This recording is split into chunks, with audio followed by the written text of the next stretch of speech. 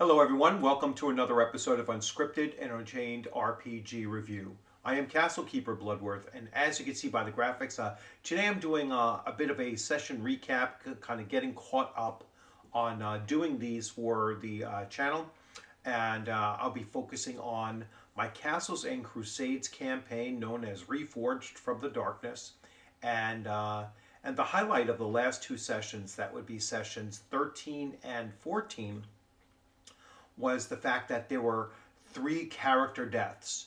That's PC deaths in these last two sessions, and they really took, I think, both the players by surprise, myself by surprise as well. The challenge that they were up against was a pretty decent challenge.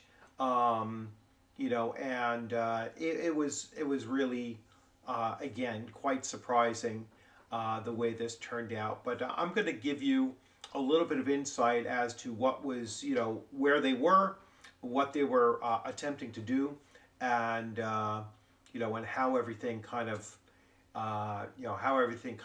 turned to shit, as it were, during the adventure. So, without further ado, I'm going to shift views here and go over to Roll20.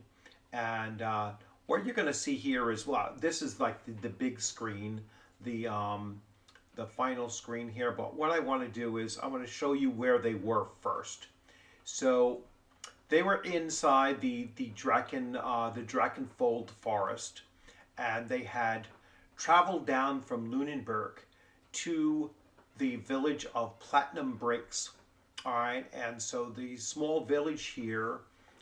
They discovered that the village was being attacked by some unknown creature, and they had investigated a little bit, and they found that there's a possibility that this creature was coming out of the cypress swamp over here, and so they made their journey up and around and hit a bridge that was down here, and then they moved way on up, and they had set up a camp just outside of a structure that was kind of a two-story small fortress, and they had delved into that fortress on the next day, and on that day, that is when, so here is the fortress that they had entered, and they had essentially gotten into here, and they first entered the kitchens where they had encountered some were-rats.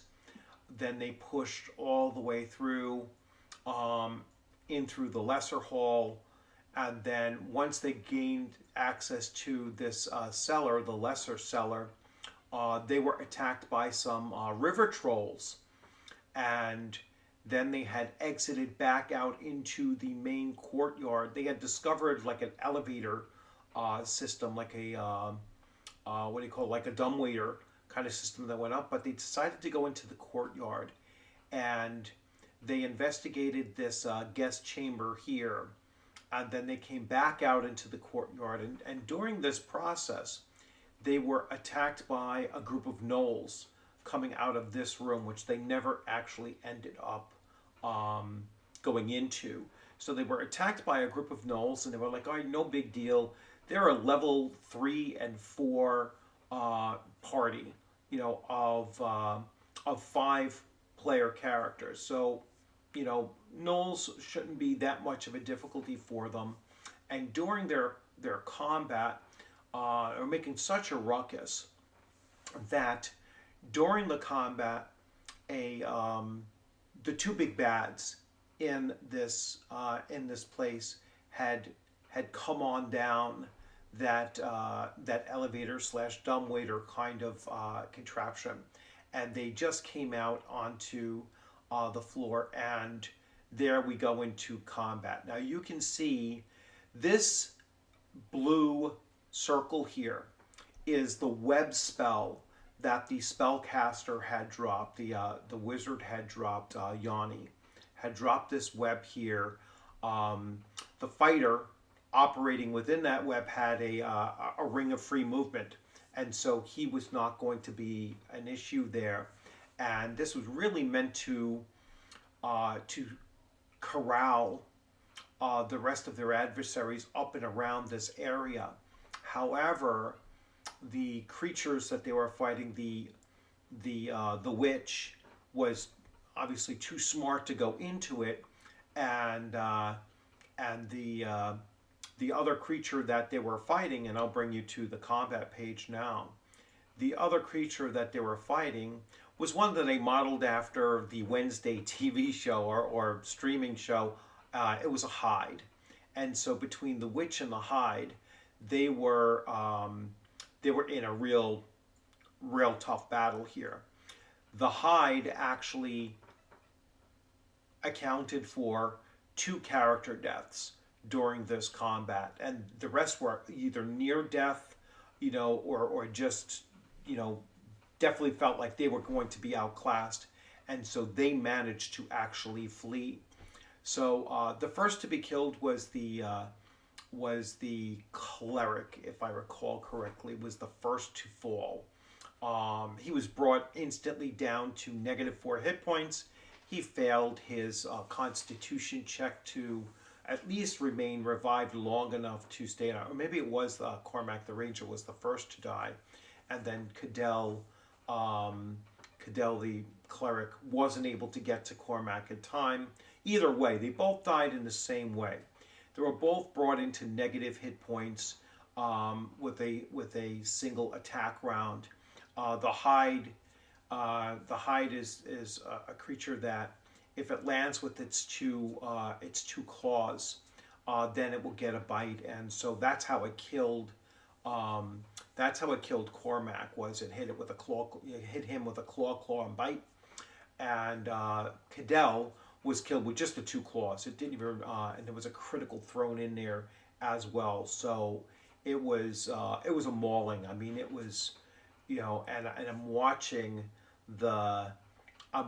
as it kind of plays out, and I'm like starting to think to myself, oh my gosh, this is going to be a total party wipe, and I had literally, once I started seeing the battle and how it was going initially, I started to wonder, I don't want this thing to become a total party wipe, but I also don't want to downgrade, the situation, too much.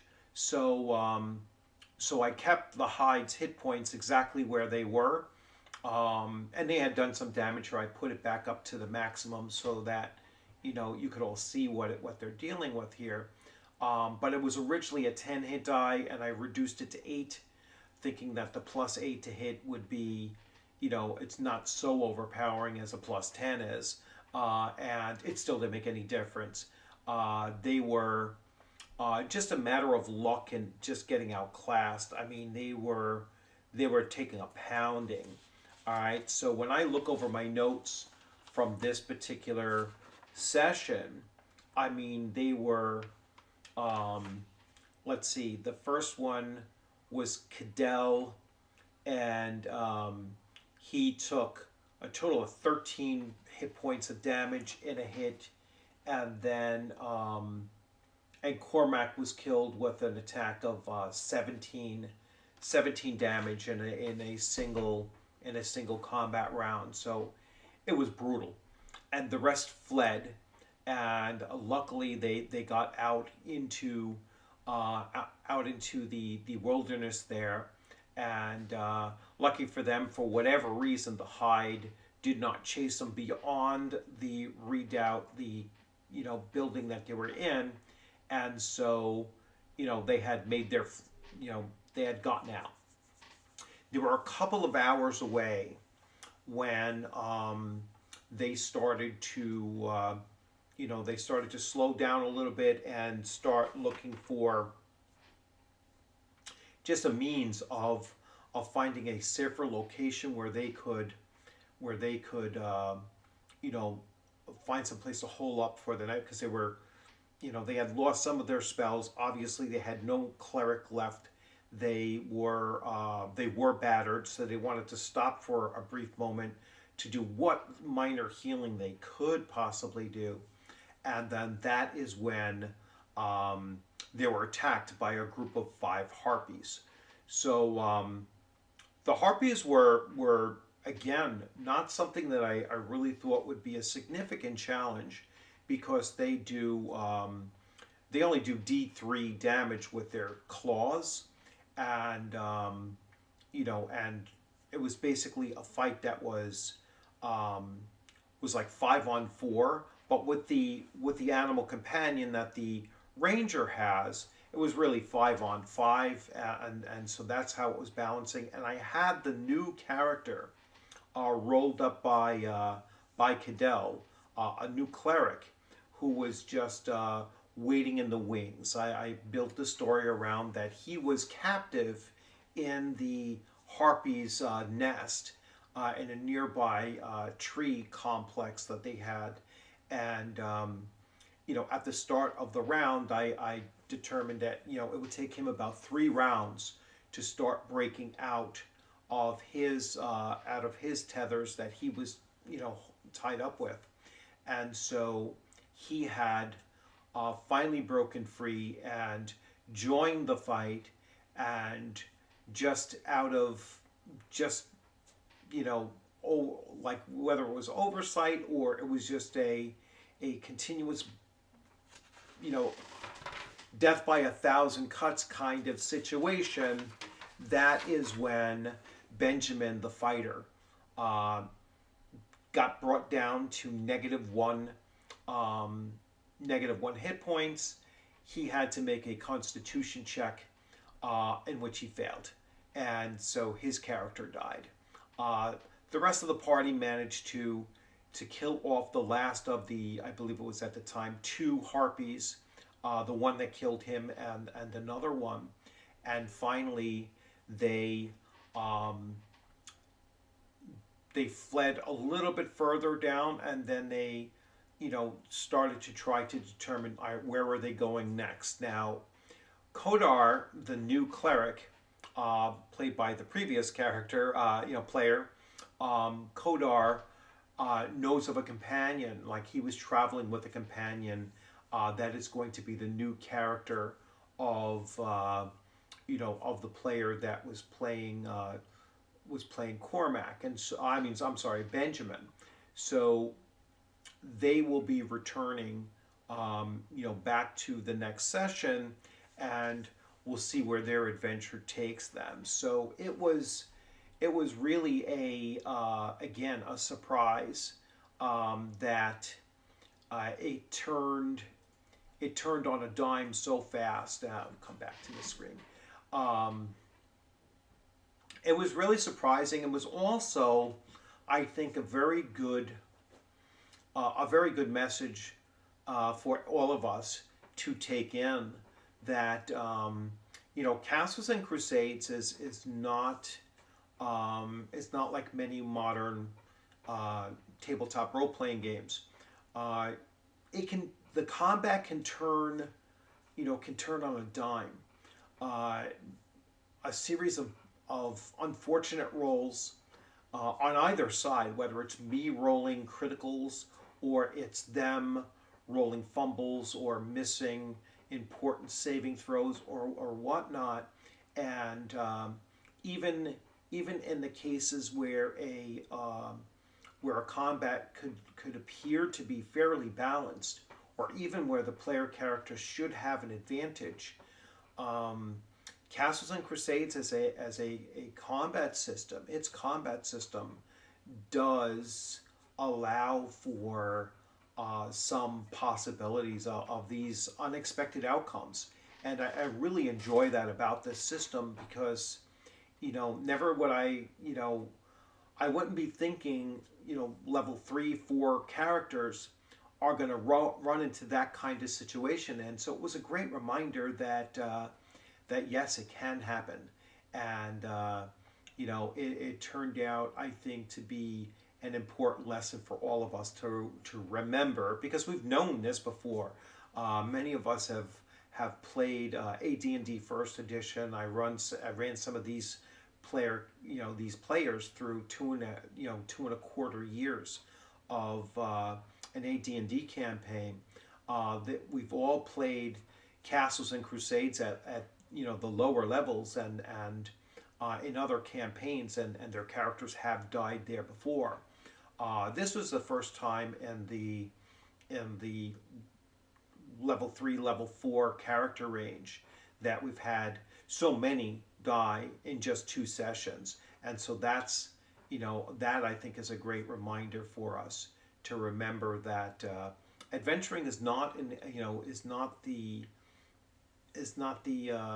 profession for the weak at heart, and that goes for the players as well. I mean, role playing games are meant to be challenging, and as they come across higher leveled and more intelligent adversaries, I, as a castle keeper, game master, or dungeon master, depending on the game system, I, as a castle keeper, will certainly play to their opponent's strengths.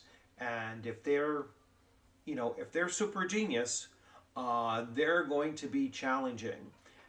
Even if they're pretty intelligent, they're certainly not going to just be there as experience points bundles for them to just hack and slash through and walk away fairly unscathed. They're going to be challenged the higher and higher up the level that they go, and so like I said, in the middle range, that's where I kind of wouldn't expect that to happen so much, but it was an interesting surprise for all of us. So looking forward to the next session. They will be hunting down and looking for the missing companion of the new cleric Kodar to the group, and looking forward to introducing another new character to the party, and I'll see where that introduction actually takes them, into the next step. Another thing I'm doing with this campaign is that this campaign is not driven by me so much. It's driven by what happens in that session, and then I'll start thinking, well, what are the branches that can come off of this event, and then I leave it up to my players to decide what branch they decide to veer off into. I think that at this point, with 3 of their main characters being killed in just the 2 sessions, that their party itself might start wondering, hey, is this the adventure we want to continue pursuing? So that'll be an interesting thing for me to see where they're going with it, because we haven't had this conversation yet. I'll wait until the new player characters are introduced to the group and see what kind of a dynamic they have on the party, because really 3/5 of the party were killed. So that's certainly going to change the party motivations going forward. So really looking forward to seeing it. It was a great 2 sessions.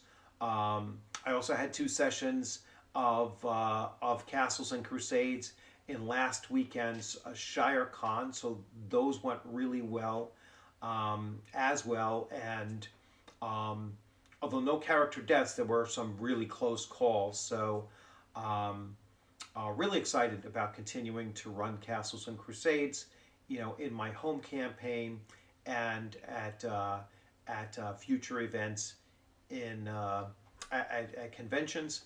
And it's going to be great to see. It's going to be great to see how this comes out. Now, I am planning on shifting gears a little bit, and probably in sometime in December, My Tuesday night game is going to shift to another game system, and we'll do about 10 to 12 weeks on that game system, and then we may come back to Castles and Crusades, or we might go into another system. I'm trying to mix it up a little bit and get some of those other games that I've had for so long and just haven't had a time to run them. And, you know, Castles and Crusades now I've run for over the better part of a year.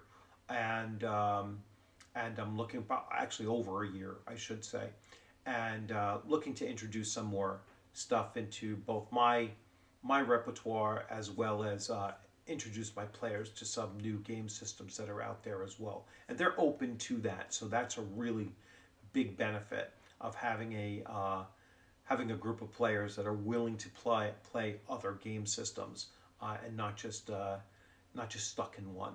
So anyway, thanks for joining. I hope you enjoyed this this recap, and you all have a great rest of your day.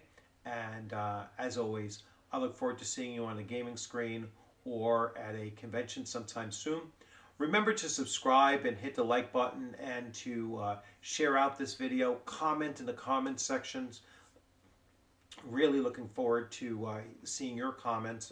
Maybe you had some character deaths in your game that you weren't expecting, or maybe you suffered a total party wipe in a recent event. I know of at least one person who has. So you want to talk about that in detail, this would be the video to do it. I will also be sharing this out with the collaboration feature of YouTube. So we'll see if this one works out. I'll see how that seems to be working. So I will test this out, send it as a collaboration, and see if you're getting the invites to actually hook that up.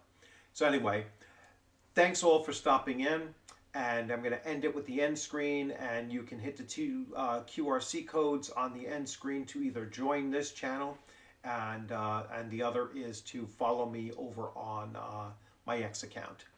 You all have a great one. Take care.